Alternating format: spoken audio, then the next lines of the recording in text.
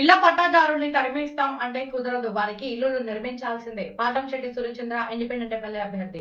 పేదలందరికీ ఉచితంగా ఇళ్లులు నిర్మిస్తామని ఎన్నికల ముందు వాగ్దానాలతో ఊదరగొట్టి గెలిచి గద్దెనెక్కాక 17 సంవత్సరాల క్రితం పట్టాలు పొందిన వారికి తరిమేస్తామంటే చూస్తూ ఊరుకోమని, పేదల పక్షాన బాధితులకు అండగా ఉంటామని పాటంశెట్టి సూర్యచంద్ర స్పష్టం చేశారు.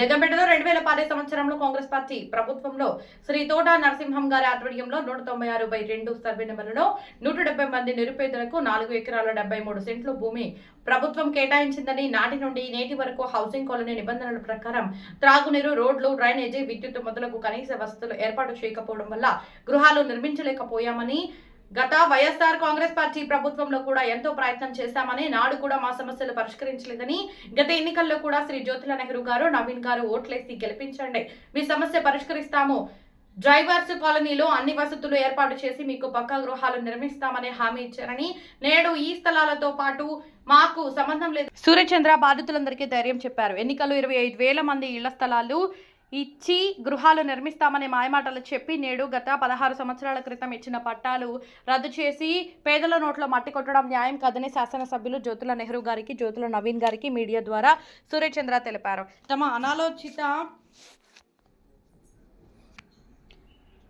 నిర్ణయాలు మార్చుకోకపోతే బాధితుల పక్షాన వారికి అండగా న్యాయం జరిగే వరకు పోరాడతామని పాటంశెట్టి సూర్యచంద్ర స్పష్టం చేశారు. బాగుంటారా సార్? మా కష్టం తీసి వేరే వాళ్ళకి ఇవ్వడం, తిండి తినకుండా తిప్పలు తినకుండా మేము ఏడుస్తున్నాం సార్. మా ఆడపిల్లలు తెలుగుదేశం అంటే మా ఇంటి ఆడపడుచులారా అంటది అన్న అనేవాడు. అలాంటి ఇది తెలుగింటి ఆడపడుచుల్ని కష్టపెట్టి బాధ పెట్టి ఏడిపిస్తారా సార్? ఇది ఎంతవరకు సమంజసం సార్? మాకు న్యాయం కావాలి సార్. మేము కట్టుకుంటాం సార్, ఎవరు కట్టుకుంటాం సార్. మమ్మల్ని రోజులని టైం ఇచ్చి దాన్ని ఎన్ని కాగితాలు ఇచ్చాను. నా స్థలం నాకే కావాలండి. ఇక్కడ కూతుళ్ళు ఉన్నారని వచ్చాను. అక్కడ ఇల్లు అమ్ముకున్నాను. కొడుకు చనిపోయారు, కోడనేమో ఎవడ అమ్మగారింటికి వాళ్ళు వెళ్ళిపోయారు. వాళ్ళకి దారి లేవు. ఇక్కడ కొడుకు కూతురు బిడ్డలో గట్టా ఉంటారు నాకు తోడుగాని అని వచ్చాను. ఇక్కడ కొనుక్కున్నానండి. అది ముగ్గేసిన తలం కొనుక్కుంటే ఇది కాదమ్మా, అంతికనే నా వంక చూస్తా, అంతికనే ఎక్కడో 3 సెంట్లు ఇస్తాం, ఇది వదిలేయాలి అంటారు. నేను వదిలేయనండి, సత్యన్నా పోతాను కానీ నేను వదిలేయను. డబ్బు పెట్టి అక్కడ డబ్బు పెట్టి ఇక్కడ కొనుక్కున్నాను. కష్టపడి కట్టుకున్న ఇల్లు అది. ఆ ఇల్లు అమ్ముకుని ఇక్కడ కొనుక్కున్నాను. వదిలేయనండి, చచ్చిపోతాను. ఆ పుణ్యం కూడా మీరే పరాయించండి అన్నాను. అందుకనే ఎక్కేసారండి.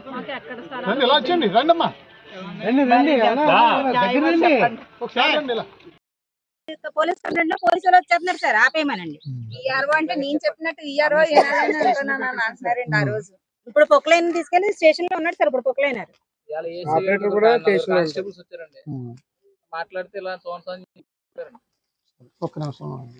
చచ్చిపోతామండి. మేమైతే వదలమండి.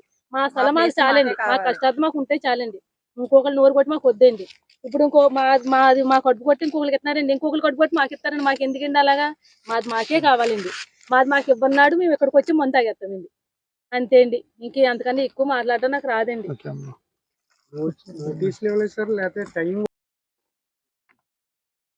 నమస్తే అండి. పాటంశెట్టి సూర్యచంద్ర, జగ్గంపేట నియోజకవర్గం ఇండిపెండెంట్ ఎమ్మెల్యే అభ్యర్థిని. జగ్గంపేట గ్రామంలో 2010 సంవత్సరంలో సర్వే నెంబర్ 196/2 విస్తీర్ణం 4 ఎకరాల 73 సెంట్లు. అప్పుడు ఎవరు నర్సింగ్ గారు టైంలోనే ఇస్తా మళ్ళీ స్టార్ట్ చేయాలి.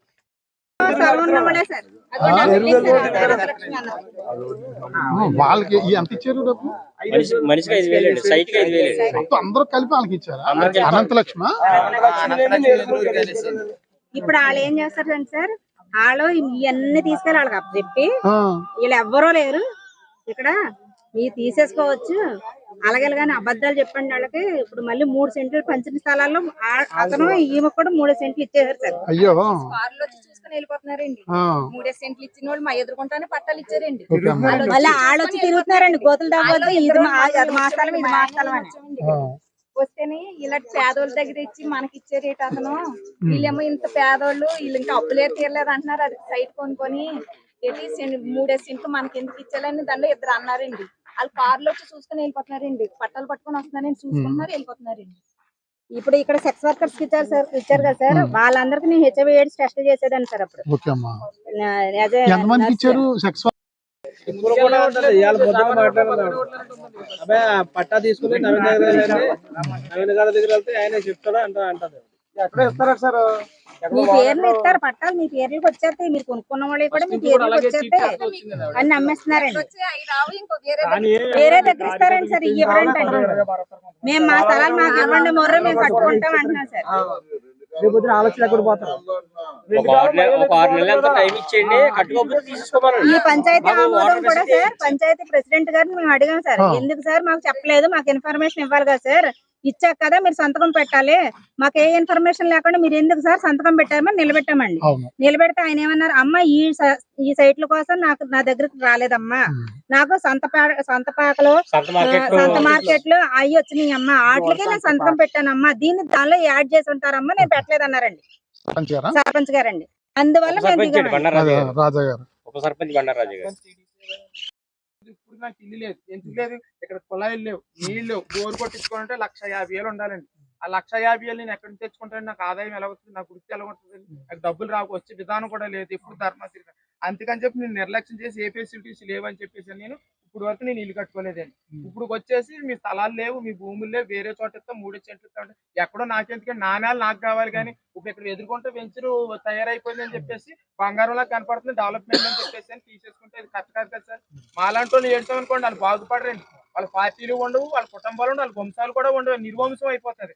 మాలాంటి ఊసరాలు వేసుకోకుండా ఉంటే చాలా మంచిదండి. చాలా మంది ఏడుతున్నారు, నేను 3 రోజుల నుంచి నేను ఇక్కడ ఉన్నానండి, ఇక్కడ ఉండి తొప్పలు పీక్కుంటుంటే వచ్చి పోలీసు వాళ్ళు వచ్చారండి, ఆ కుర్రను బెదిరితే ఆ కుర్రను జేసీబీ తీసుకెళ్లి పోలీస్ స్టేషన్ లో పెట్టేశారండి. నేను నిద్ర నిప్పులు లేకుండా రాత్రి 1 గంట వరకు ఇక్కడ ఉన్నానండి.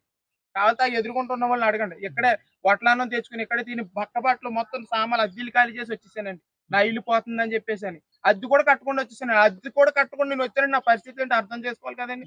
నాలంటి వాళ్ళు నేర్పితే వాళ్ళకి జయం జరుగుతుందండి. కాబట్టి మీరే న్యాయం చేసి మా పేదోళ్ళందరూ తరపు నుంచి మీరు ఖచ్చితంగా సాయం చేస్తారని మాకు నమ్మకం ఉంది.